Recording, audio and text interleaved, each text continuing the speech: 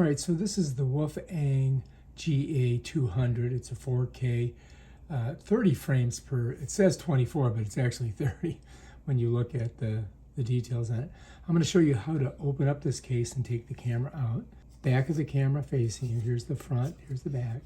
Take your thumb, push this over to the top this way, right? And then pull the front and it pops. And then this just kind of slides over. And then you just have to open up the back door here by pulling on the top. And it's, you know, it's suctioned on there. And then you just turn it over and bam, Bob's your uncle. That's how you do it. And now you got the camera out of its package. Put it back in.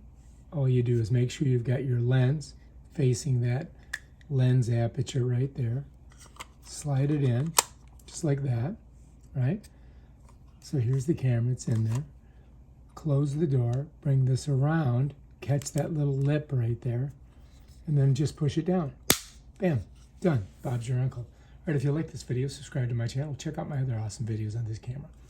Peace out.